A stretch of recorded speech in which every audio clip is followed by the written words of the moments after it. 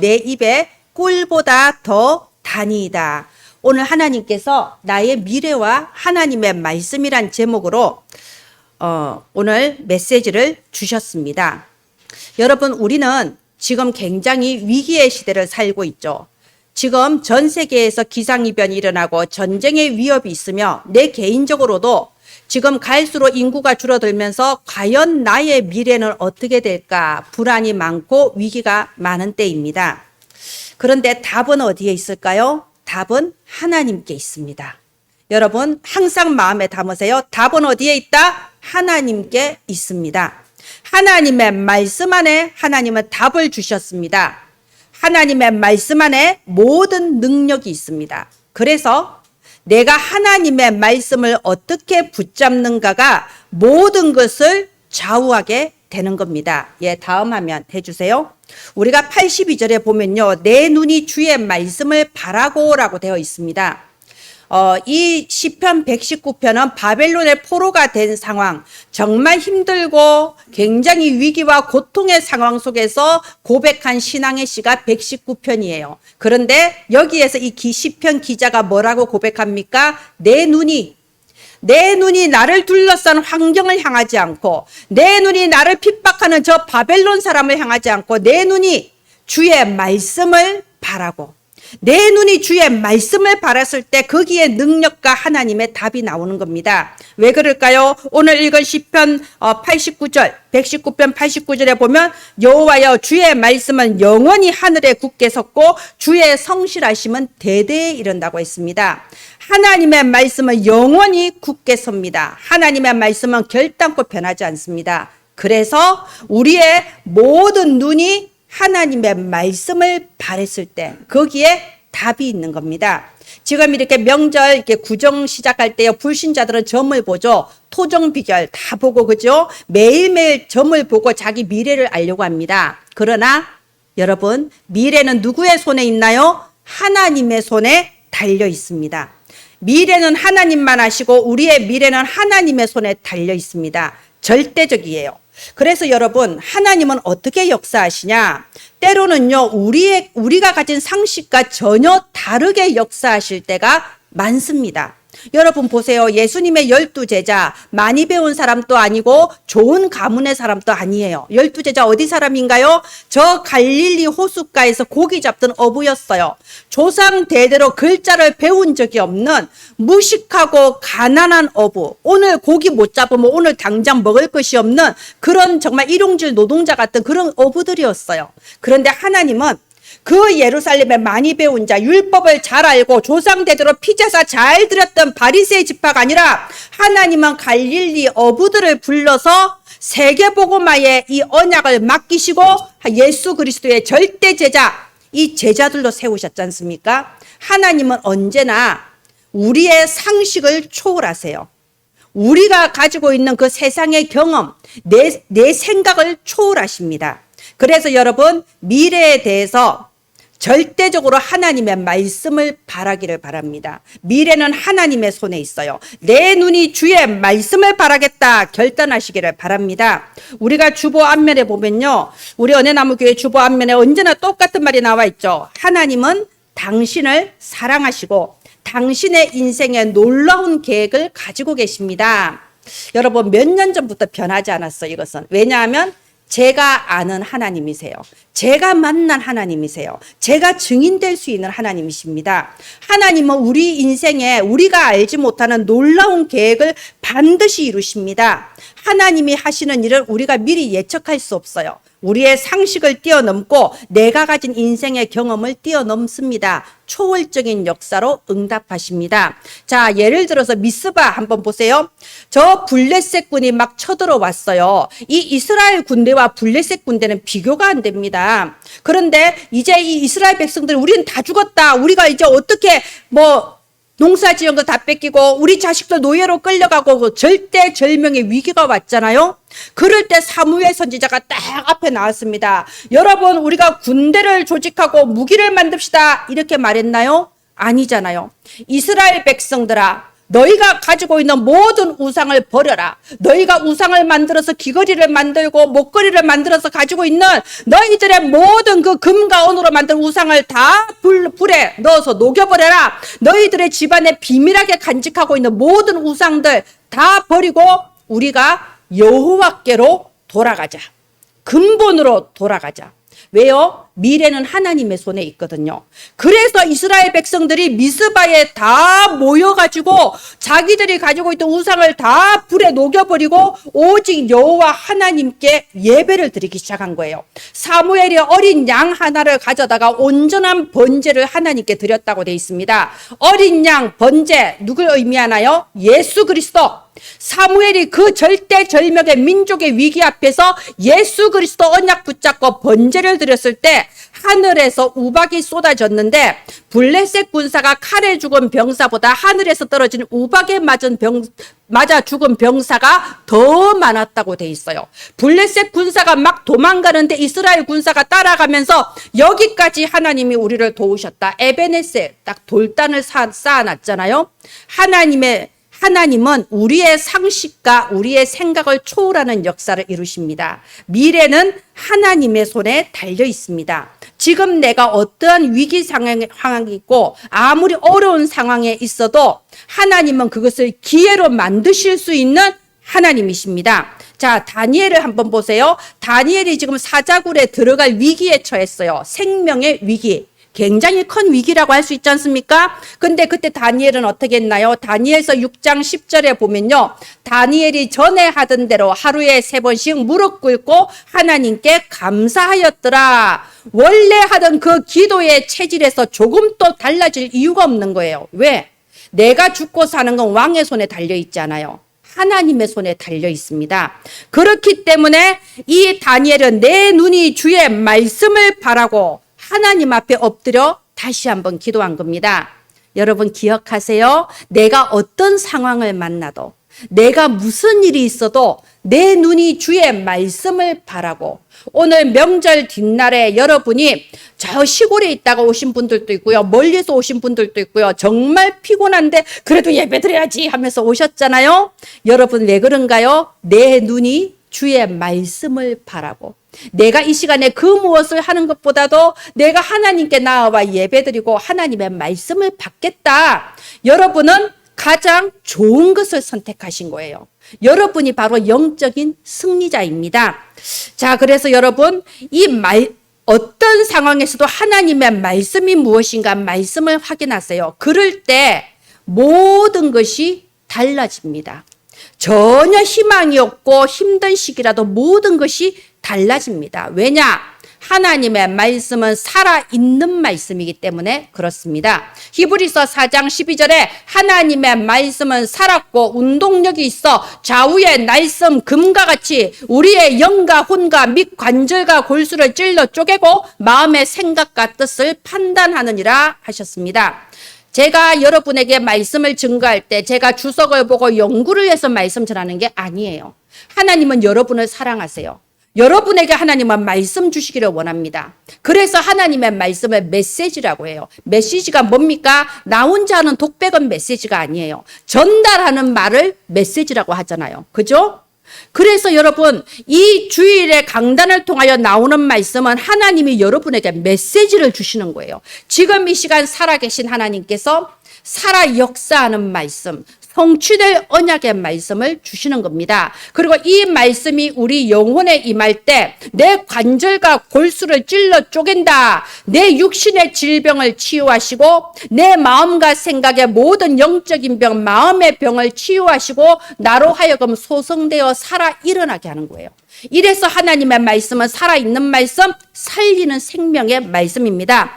또 하나님의 말씀은 메시지라고 했죠. 메시지라는 말은요, 하나님이 우리한테 성취하시겠다는 거예요. 그래서 말씀은 메시지고 말씀은 언약이라고 하는 겁니다. 민수기 23장 19절에 보면요, 하나님은 사람이 아니시니 거짓말을 하지 않으시고 하나님은 인생이 아니심이 후회가 없다고 되어 있습니다. 여러분을 구원하신 하나님은 후회가 없으세요. 하나님은 여러분에게 주신 말씀 한 가지도 거짓말이 없습니다. 어찌 그 말한 것을, 어찌 그 하신 말씀을 행하지 아니하겠으며 어찌 그 하신 말씀을 실현하지 않으시겠냐. 하나님이 분명히 약속하셨습니다. 그래서 하나님이 주신 모든 말씀은 우리에게 반드시 이루실 언약이에요.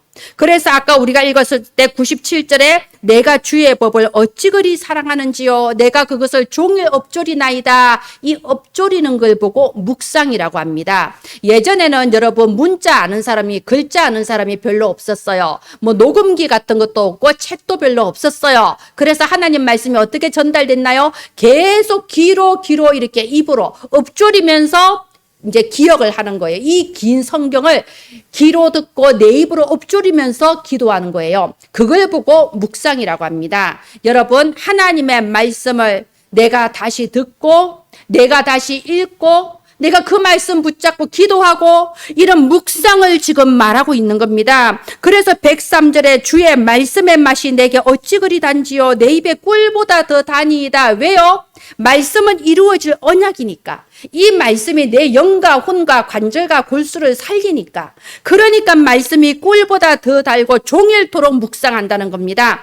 여러분, 어떤 상황 속에서도 하나님의 말씀을 바라세요. 그러면 하나님은 여러분의 인생에 더 큰 하나님의 계획을 이루어 나가십니다. 예레미야서 33장 1절로 3절 보면요. 이 예레미야 선지자에게 엄청난 위기가 닥치죠. 시위대 뜰에 갇혔다. 한마디로 감옥에 갇혔어요. 이제 좀 있다가 이제 사형당할 거예요. 그런데 예레미야가 시위대 뜰에 갇혔을 때에 하나님의 말씀이 임합니다. 이를 행하시는 여호와, 그것을 지어 성취하는 여호와, 그 이름을 여호와라 하는 자가 이같이 이르노라. 너는 내게 부르짖으라. 네가 알지 못하는 크고 엄밀한 일을 네게 보이리라. 여러분, 하나님의 말씀에 내가 집중할 때에 나의 인생이 내가 모르는 더 크고 엄밀한 일, 하나님이 이 시대에 이루실 시대적인 계획 속으로 내 인생이 들어가게 되는 겁니다. 지금 예레미야 선지자나 이사야 선지자는요, 이스라엘이 멸망하던 그 시대에 활동했던 선지자들이거든요. 이분들이 기도하니까요, 미래가 보인단 말이에요. 이제 이스라엘은 망할 거예요. 저 궁전이 무너지고 왕이 끌려가고 저 성전이 완전히 무너져 버릴 것이다. 이스라엘이 완전히 멸망할 것이다. 이걸 미리 본 거예요. 얼마나 절망적입니까? 지금 내가 죽고 사는 게 문제가 아니고 이스라엘의 멸망 앞에 너무나도 슬프고 비통한 상황이에요. 아무 소망이 없어요. 그럴 때 하나님의 말씀을 준 겁니다. 네가 알지 못하는 크고 은밀한 일을 내가 너에게 보이리라. 여러분, 내 눈이 보는 것을 넘어서는 하나님의 크고 은밀한 일이 있습니다. 그것은 내가 생각하는 것보다 훨씬 더 큰 하나님의 계획입니다. 이사야 6장 13절에요. 이스라엘의 멸망을 앞당겨 보면서 비통해하고 있는 이사야 선지자에게 하나님이 말씀하십니다. 밤나무 상수리 나무가 다 배임당하여도 거루터기는 남아있을 것이니 이 거루터기가 거룩한 씨라고 했습니다. 말하자면 이스라엘이 다 망해도 더 망할 거다. 완전히 망할 거다. 아무 소망 없게 망할 거다. 그러나 그루터기는 남아있다.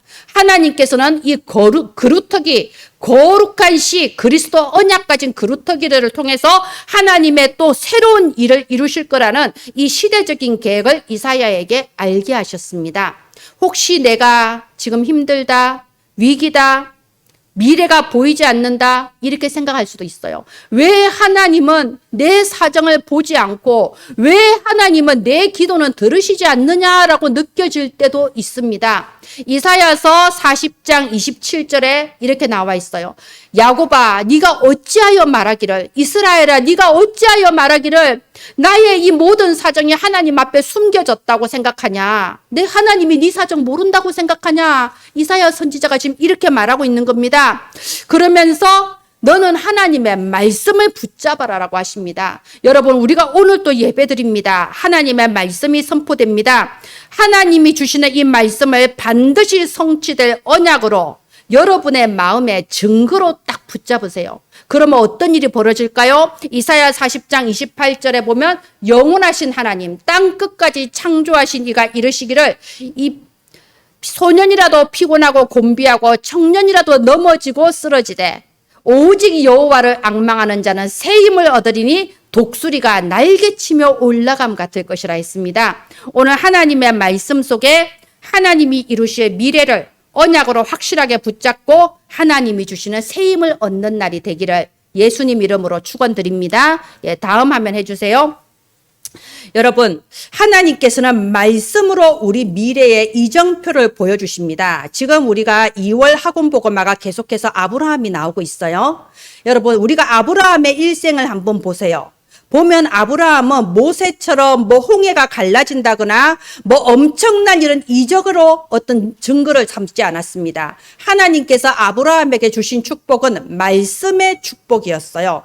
하나님은 아브라함을 처음 부르실 때도 너는 내가 네게 지시할 그 땅으로 가라 했습니다. 말하자면 처음부터 아브라함한테 야, 저 가나안으로 가. 이러면 목적지가 분명하잖아요. 근데 그렇게 말씀하지 않았어요. 내가 네게 보여줄 그 땅으로 가라. 이 말은요, 말씀으로 인도하겠다는 겁니다. 그러면서 말씀으로 약속하셨어요. 내 후손이 저 하늘의 별처럼 바다의 모래처럼 많아질 것이고 내 후손으로 말미암아 천하 만민이 복을 받을 것이다. 이 후손이 누구를 의미하나요? 그리스도를 의미하잖아요. 말하자면 하나님은 아브라함에게 어떤 축복을 주셨냐? 예수 그리스도, 그 말씀의 축복을 아브라함한테 주신 거예요. 아브라함은요, 다른 증거가 없었어요. 말씀 하나가 증거였어요. 그 말씀 하나 딱 증거로 붙잡고 어디로 가야 될지도 모르고 광야를 향하여 출발한 거예요. 저 가나안에 하나님의 말씀이 성취될 그 땅을 향하여 출발한 겁니다. 이걸 보고 말씀의 축복이라고 합니다. 여러분, 이게 부족한가요? 말씀의 축복 하나면 충분하지 않습니까? 지금 당장 내게 어떤 응답이 오고 지금 내가 바라는 게 이루어지고 그건 작은 거예요. 그런 증거보다도 하나님이 내게 말씀 주시면 그걸로 충분한 겁니다. 여러분, 정말 나에게 말씀 주시옵소서. 말씀 하나로 만족하겠습니다. 말씀만 주시면 내가 살 수 있겠습니다. 미래에 이루실 언약만 있으면 나는 오늘 또 이 광야를 걸어갈 수 있겠습니다. 이게 아브라함의 믿음이고 아브라함이 받은 축복이에요. 오늘 하나님께서 여러분에게 주신 말씀을 여러분의 인생에 이루실 언약으로 붙잡으면 그것이 최고의 축복인 겁니다. 그래서 90절에 보세요. 주의 성실하심은 대대에 이르며 주께서 땅을 세우셨으므로 땅이 항상 있사오니 천지가 주의 규례들대로 오늘까지 있음은, 여러분 이게 대체 무슨 말입니까? 창세기 1장에 하나님께서 땅이 있어라 하니까 땅이 있었습니다.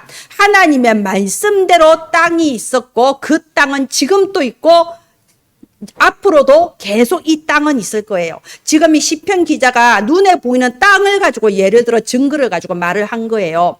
봐라, 하나님이 땅이 있으라 하니 그 땅이 지금까지 있지 않냐. 하나님의 말씀은 대대로 영원하게 있다. 그래서 우리는 오직 하나님의 말씀을 증거로 붙잡고 이정표로 삼고 가면 되는 겁니다.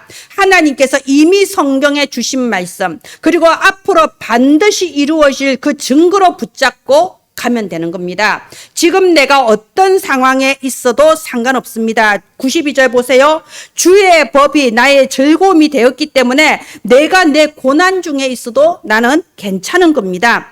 그리고 93절에 주의 법도들 때문에 내가 살 수 있다고 하는 겁니다. 94절에 주여 나를 구원하소서. 내가 하나님의 말씀만 바란다는 겁니다. 내가 어떤 고난 중에 있어도 하나님의 말씀만 주시며 나는 멸망하지 않고 내가 어디에 있어도 하나님의 말씀대로 나를 구원할 것이다. 이렇게 지금 시편 기자는 말하고 있는 겁니다. 95절로부터 보세요.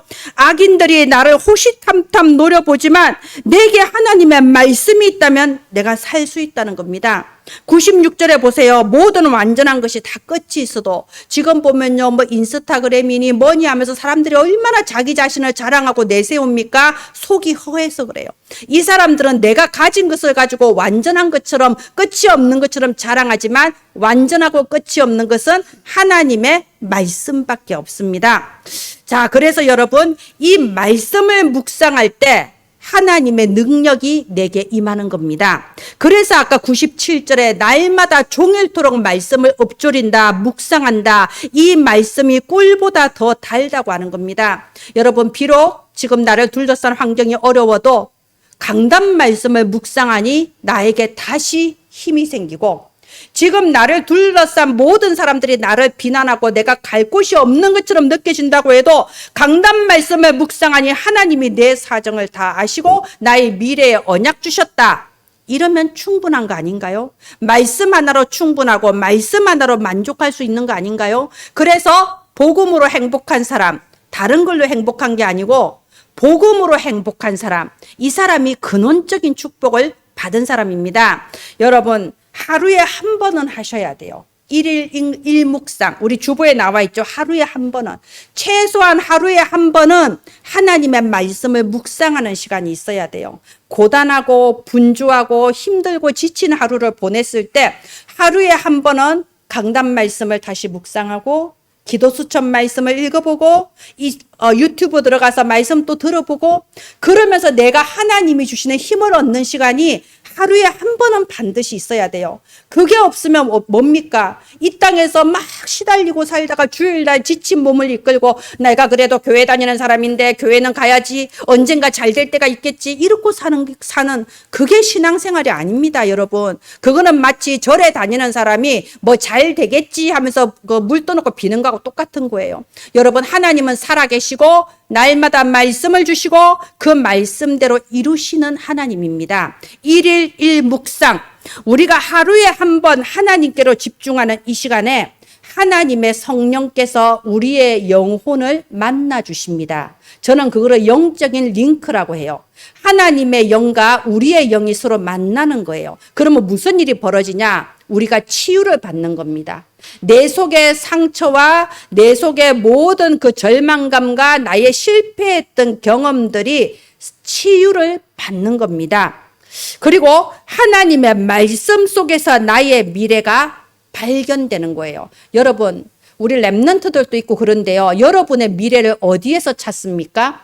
여러분, 유튜브를 보면서 나도 이런 사람이 되면 좋겠다, 이렇게 미래를 찾습니까? 여러분, 책을 읽으면서 야, 나도 이렇게 유명한 사람, 돈 많은 사람 되면 좋겠다, 뭐 이렇게 미래를 찾습니까? 다 허망한 거예요. 마치 모래 위에 지은 집과 같이 무너질 수밖에 없어요. 조금 살아보신 분들한테 한번 물어보세요. 내 생각대로 내 인생이 굴러가는가? 절대 안 그렇습니다. 미래는 어디에서 찾아야 되냐? 하나님의 말씀 속에서 나의 미래가 찾아져야 돼요. 그래서 여러분, 우리 주보에 보면요, 제가 7망대, 7여정, 7이정표 기도문으로 넣어놨잖아요. 여기에 보면 이 7이정표, 이 속에 나의 미래가 찾아져야 되는 겁니다. 이 7이정표는 보면요, 사도행전을 바탕으로 이정표가 돼 있잖아요. 여기 갈보리산은 요한복음 19장 30절 다 이루었다 하신 그 사복음서 요한복음 19장 30절, 그리고 감람산은 사도행전 1장 3절, 마가다락방은 사도행전 2장의 놀라운 역사, 사도행전 11장 13장 16장 19장 성경 속에 있는 그 사건들이 우리 인생의 이정표다 이겁니다. 여러분, 사도행전은 28장까지 있어요. 그죠?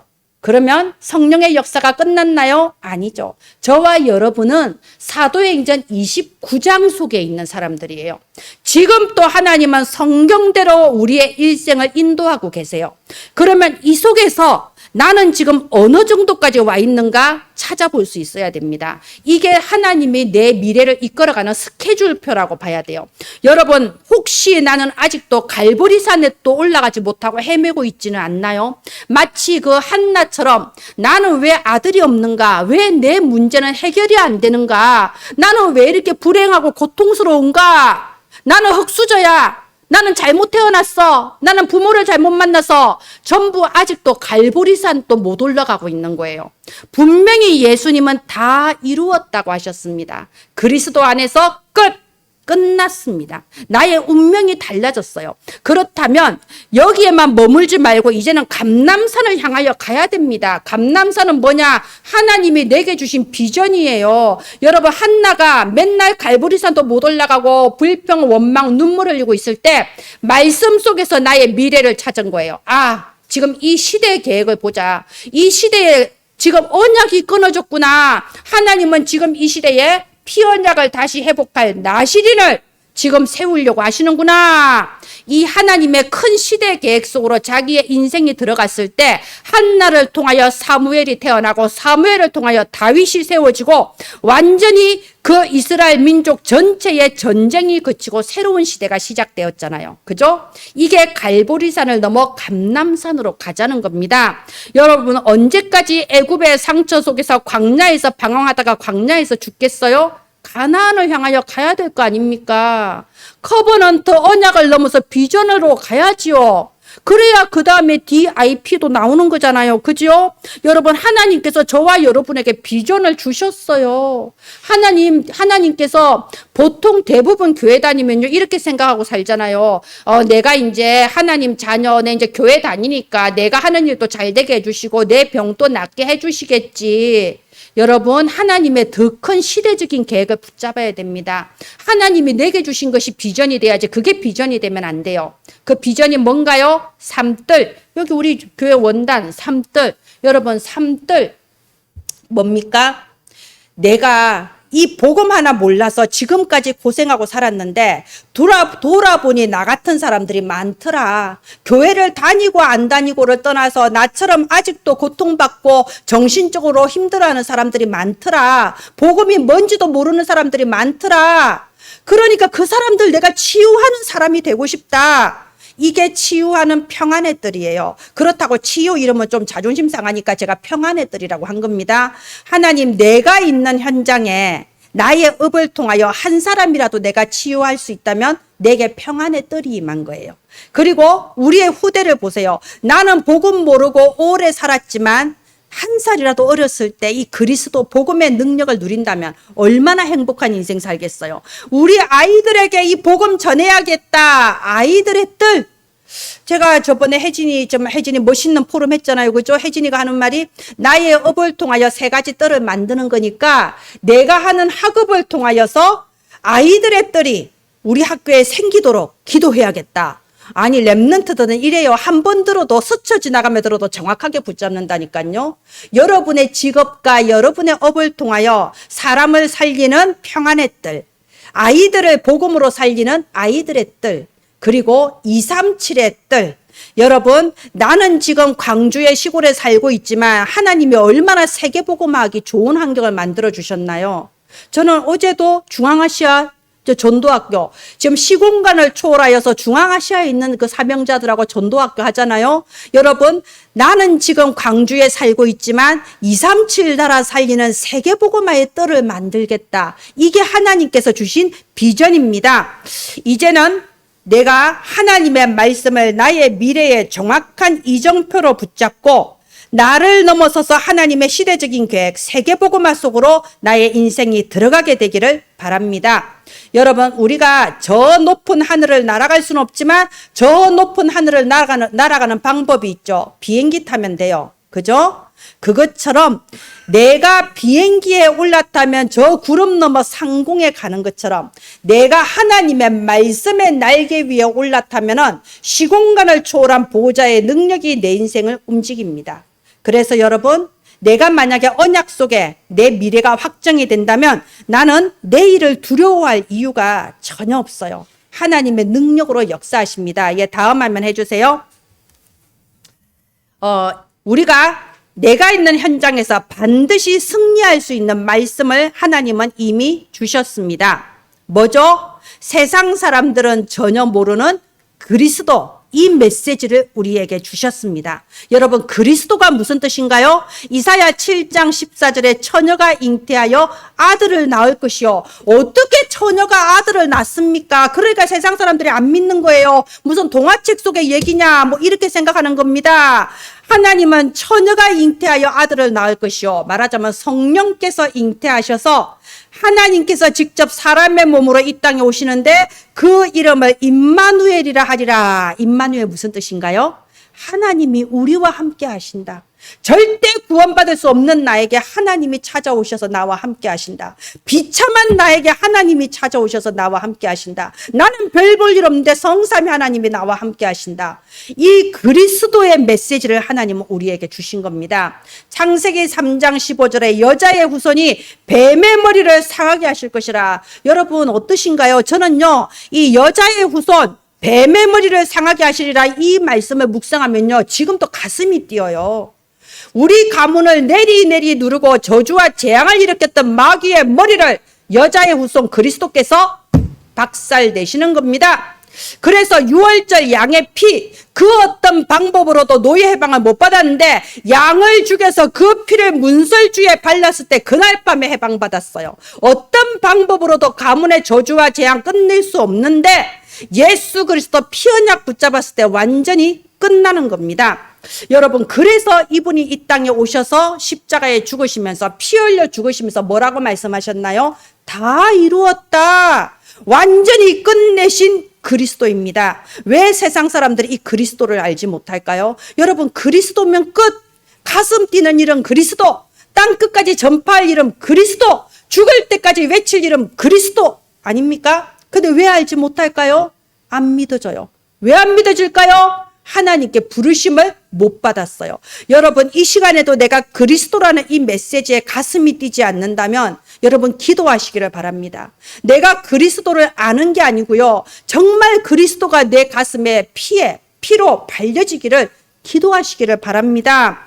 사도행전 13장 48절에 영생 주시기로 작정된 자는 다 믿더라. 하나님이 부르신 자들이 믿어지는 겁니다. 요한복음 1장 12절에 영접하는 자, 그 이름을 믿는 자는 하나님 자녀되는 권세를 주심이라. 보통 이것만 외우고 있는데요, 그 뒤에 13절도 중요합니다. 13절에 뭐라고 돼 있나요? 이는 혈통으로나 육종으로나 사람의 뜻으로 나지 아니하고 오직 여호와께로부터 난 자들이니라. 여러분, 이 예배 시간에도 사람의 망대가 서는 게 아니라 여호와 하나님의 망대가 서는 시간입니다. 저는 매 예배 시간마다 그렇게 기도합니다. 여러분이 김지영이란 여자한테 뭘 배우겠어요? 김지영이란 사람이 하는 메시지가 아니라 하나님의 망대가 서게 하소서. 하나님의 언약 붙잡은 하나님의 망대가 서는 시간이 되게 하소서. 저는 매 예배 때마다 이렇게 기도합니다. 우리가 그리스도 언약 붙잡았을 때 운명이 바뀝니다. 요한복음 5장 24절에 믿는 자는 영생을 얻었고 심판에 이르지 아니하나니 사망에서 생명으로 옮겼느니라. 완전히 운명이 바뀌고 시간 갈수록 증거가 나타납니다. 우리가 바라는 부귀, 명예, 평안, 치유, 그리스도 그 이름 안에 다 들어있어요. 자, 그리고 교회 다니는 신자들도 잘 모르는 메시지가 사탄에 대한 겁니다. 여러분, 아무리 교회 열심히 다니고 신앙생활 열심히 해도요, 사탄이라는 것에 대해서 희미하면은 이유도 알지 못하고 계속 문제가 와요. 이유도 알지 못하고 계속해서 나한테 재앙이 들이닥치는데 이유도 모르거니와 해결책도 모르는 겁니다. 이 사탄에 대해서 하나님은 분명히 메시지를 주셨어요. 알아라 하고 메시지 주셨습니다. 이사야서 14장 12절에 보면 너 아침의 아들 계명성이여 어찌 그리 네가 하늘에서 떨어져서 땅에 처박혔냐. 분명히 하늘에서 떨어진 자 사탄에 대해서 말씀하셨어요. 제가 보면요, 많은 교회 다니는 분들 제가 복음 전하면서 만나보면요, 하나님 얘기, 예수님 얘기하는 건 좋은데 마귀, 사탄 이런 얘기는 안 했으면 좋겠대. 무슨 막 무속인 생각나고 무슨 공상소설 같고 굉장히 수준 낮아 보이는 것 같더라고요. 그런데 여러분, 내가 마귀 사탄에 대해서 모른다면 신앙생활 절반밖에 못하는 거예요. 지금 또 영적 전쟁터예요. 계시록 12장 9절에 마귀라고도 하고 사탄이라고 하는 자가 지금 또 온 천하를 깬다고 돼 있습니다. 지금 또 우리가 있는 현장에 포탄을 막 날아가고 막 사람이 죽어 자빠지고 병들고 이런 영적 전쟁터에 있으면서 나 혼자 선글라스 끼고 난 여기 꽃놀이 왔어 하고 돌아다니면 되겠습니까? 신앙생활 그런 식으로 한다니까요. 예수 그리스도, 하나님의 사랑, 하나님의 은혜 이런 말은 되게 좋아요. 평안 너무 좋아요. 그러나 마귀 사탄 이런 말은 하지 마. 그러니까 맨날 당하는 겁니다. 우리는 반드시 사탄에 대해서 알아야 됩니다. 알아야 속지 않아요. 이 사탄은 지금 또 역사하고 있어요. 그리고 교회 다니는 사람, 구원받은 하나님 자녀들조차도 올무를 탁 던져서 목에 걸어서 끌고 갑니다. 그러니까 내 마음대로 못해요. 포로 상태 되는 거예요. 목에다가 탁 걸어서 끌고 가는데 주로 뭘로 올무를 거냐? 과거의 상처, 실패했던 경험, 남들에 대한 미움과 원망, 그리고 그 속에서 내가 영적으로 힘이 연약해지다 보니 각종 중독, 마약 중독, 도박 중독, 음란 중독 이런 쪽으로 완전히 목에 올무가 걸려서 질질질 끌려가다가 하는 일마다 실패하고 질병에 시달려 죽게 만든다니까요. 이게 지금 또 사단은 역사하고 있어요. 그래서 하나님 말씀하셨어요. 에베소서 6장 12절에 너희의 씨름은 혈과 육의 씨름이 아니고 하늘에 있는 악한 영들과의 싸움이라. 영적 싸움 해라고 하시는 겁니다. 내가 사탄을 알지 못하고 영적 싸움 하지 않으면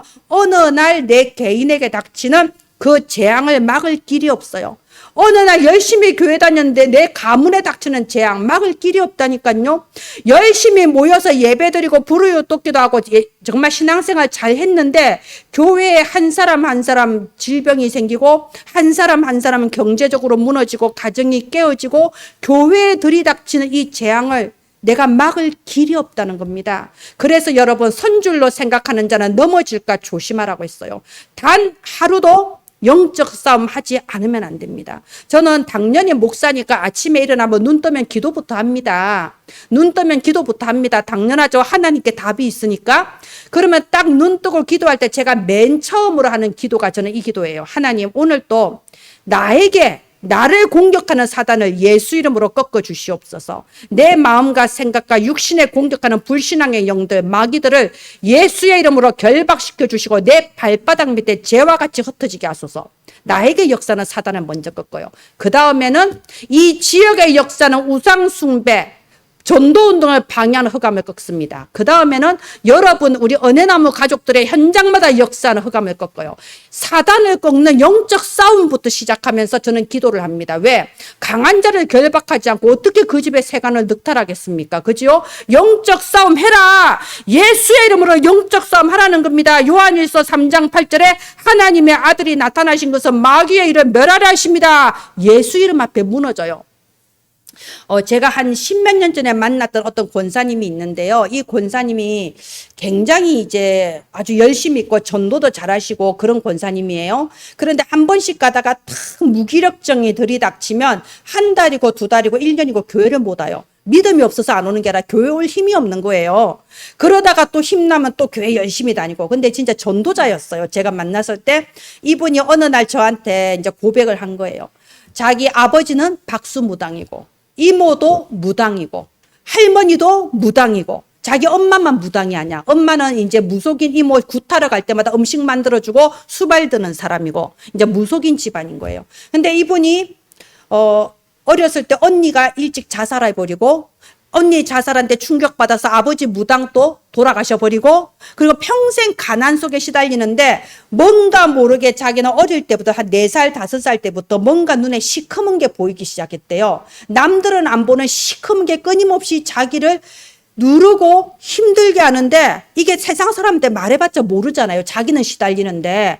그리고 조금 학교 다닐 나이 되니까는 축농증이 오기 시작했는데 여러분 축농증이 그 영적인 병 같아요. 왜냐면 잘 안 낫더라고. 그리고 제가 봤을 때 확실히 가문의 배경이 있어요. 축농증. 주로 종갓집 이런 데 많아요. 이 권사님이 축농증이 왔는데 도저히 공부를 할 수가 없는 거예요. 책 좀 들여다보면 축농증 때문에 정신이 없는 게 혼미해져 버리는 거예요. 그래서 결국 고등학교도 졸업을 못했다고 해요. 여러분 고등학교도 졸업 못한 사람이 일반적인 직장 들어가기 힘듭니다. 그냥 마트에 캐시아나 뭐 이렇게 이력서가 별로 필요 없는 그런 곳에만 이제 근무하신 거죠. 그러다가 또 남편 만나서 결혼해서 사는데 가난과 질병과 실패와 나는 아무것도 할 수 없다는 무기력증과 뭘 좀 해보려고 하면 이 축농증 때문에 머리가 항상 혼미하고 눈앞에 시커먼 거 보이고 뭘 할 수 있겠어요. 너무 힘든 세월을 살다가 어느 날 집에 전도자들이 찾아온 거예요. 우리 전도할 때 주로 하는 거 있잖아요. 물 한 잔만 주세요. 그래서 이분이 착하니까 물 한 잔 드리려고 하다가 복음을 들은 거예요. 그러다가 이분이 완전히 달라져 버린 거예요. 아, 내가 살 길이 있구나. 그리스도 영접하고 이분이 완전히 달라진 거예요. 진짜 그 동네에 어떤 정신병자가 막 그 아파트 불낸다고 막 하고 119 오고 그런 사건 벌어졌을 때 아무도 그 사람 어떻게 못하는데 이 권사님이 가서 복음 전했다니까요. 대단한 전도자예요. 그리고 그 권사님 자신은 굉장히 힘들었지만 권사님의 아들은 목사님이 됐어요. 지금 사역하고 계십니다. 권사님의 딸 완전 사명자 됐어요. 하나님은 반드시 운명이 바뀌는 증거를 주십니다. 여러분, 그래서 우리는 예수 그리스도 이름 붙잡고 영적 싸움 하셔야 됩니다. 포기하지 말고 여러분 끝까지 영적 싸움 하세요. 사단은 이미 머리가 박살났어요. 꼬리가 파닥파닥 하는데 거기에 속아서 내가 맨날 가다가 무너지고 여러분 그래야 되겠습니까? 옛날 찬양 그런 거 있었죠. 나 자유 얻었네, 너 자유 얻었네, 우리 자유 얻었네. 저 굉장히 좋아합니다. 여러분 끝났다니까요. 내가 계속 속지만 않으면 되는 겁니다. 시간 갈수록 증거 주십니다. 예, 마지막 화면 넘겨주세요. 하나님은 우리에게 중요한 미래를 지금 예정하고 계세요. 그럼 오늘은 무슨 날이냐? 중요한 미래를 준비하는 오늘입니다. 저와 여러분의 일생은 하나님이 만들어 가시는 걸작품이에요. 원래 걸작품은 한순간에 안 만들어져요. 그래서 지난주 메시지 제목이 뭐였죠? 나를 만드시고 세우시는 하나님. 하나님은 우리의 일생을 걸작품으로 만드시는데 딱 결단하세요. 나의 남은 일생을 3가지 말씀 위에 굳게 세우겠다. 오늘 주신 이 말씀대로 세계복음화. 하나님은 내 인생에 놀라운 계획이 있습니다. 세계복음화. 이제는 갈보리를 넘어 감람산으로, 광야를 넘어 가나안으로, 예루살렘을 넘어 저 땅 끝까지 갈 수 있는 나의 비전을 붙잡으세요. 하나님 나에게 축복하셔서 3가지 뜰 만들 만큼 응답해 주세요. 세계복음화 딱 붙잡으세요. 2번째, 그리스도 끝났습니다. 이제부터 운명이 달라졌습니다. 절대로 낙심하지 마시고 3번째, 사탄을 예수의 이름으로 영적 싸움 하세요. 영적 싸움 하시기 바랍니다. 왜 저 사람은 저럴까? 가족을 미워하지 마시고요. 그 가족이 지금 시달리고 있어요. 가족의 배후의 역사는 사단을 예수 이름으로 꺾으세요. 내가 있는 직장과 내 현장의 흑암을 예수 이름으로 꺾으세요. 하나님, 내가 있는 곳에 공중권세 잡은 자를 예수의 이름으로 꺾어 주시옵소서. 영적 싸움 하세요. 세계복음화, 그리스도, 영적 싸움. 이 3가지 말씀 위에 나의 남은 생을 두시면 반드시 하나님은 증거를 주시게 되어 있습니다. 이사야서 60장 22절에 보라, 이 작은 자로 천을, 이 약한 자로 강국을 이루겠다고 말씀 주셨습니다. 아브라함이 받았던 그 말씀의 축복이 여러분에게 임했습니다. 오늘 말씀의 큰 축복을 받으시기를 예수님 이름으로 축원드립니다. 기도합니다. 하나님, 오늘 주신 이 언약의 말씀 속에 나의 미래를 확정하게 하여 주시옵소서. 그리스도, 세계복음화, 영적 싸움, 이 말씀을 내 일생의 언약으로 붙잡고 승리하게 하여 주시옵소서. 하나님께서 나의 미래의 중요한 계획을 이미 준비해 두셨음을 믿고 날마다 말씀을 묵상하는 그 힘으로 승리하게 하여 주시옵소서. 세계복음화 속에 준비된 나의 미래를 찾게 하여 주시옵소서. 살아계신 주 예수님 이름으로 기도합니다. 아멘.